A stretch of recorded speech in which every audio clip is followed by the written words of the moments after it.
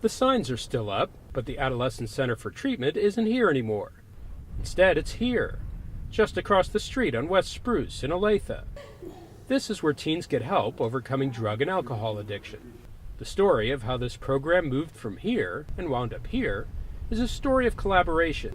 It's the kind of collaboration that happens all the time in Johnson County government, and it's an outgrowth of the county's commitment to the pillars of performance. Absolutely, there was a sense of common purpose, and that was meeting the needs of the youth. And truly from a Juvenile Services Center, it allowed us, I think, more capacity to serve those youth. It all started when questions came up about the future of this building.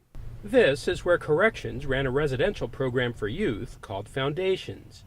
But a change in state policy emphasizing home placement signaled the end for Foundations and raised questions about what to do with a soon-to-be-empty 30-bed facility. Meanwhile, across the street, Johnson County Mental Health ran the Adolescent Center for Treatment, or ACT, in this building. But there was one big drawback. Teens needing treatment often found themselves on waiting lists for one of the 21 beds here. You know, those times that we had a 3-week waiting list, and that's very stressful for a family. It's stressful for a kid who might be sitting in a detention center waiting to come into treatment. Mental Health had a program in need of a larger building. Corrections had a building in need of a program. So that kind of got us thinking about being more proactive about what would we want to utilize this space for. Once the decision was made to move the ACT, the collaborative spirit spread throughout Corrections and Mental Health. People from both sides formed working groups, like you see here, to work out details of the move and iron out procedures for how the new ACT was going to be run. It was two worlds coming together, but for one common good. So it was definitely some rough patches, but everybody's common goal was to benefit these kids. The two organizations pulled off a seamless move in just over a month. With the extra capacity, there's no more wait list, and the working groups proved so valuable, they're still meeting a year after the move and plan to continue indefinitely.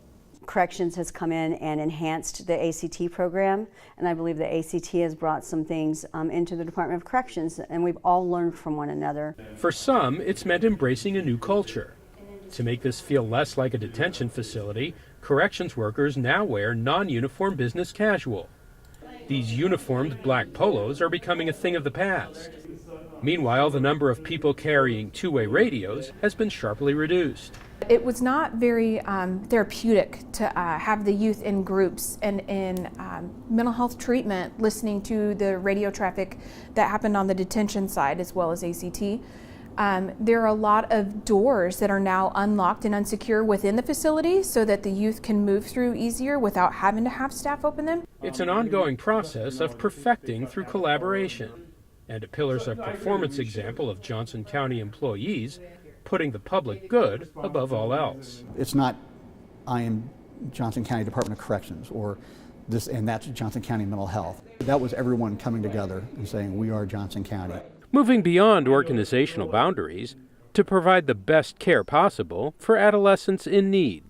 It's a Pillars of Performance success story showing Johnson County values at work.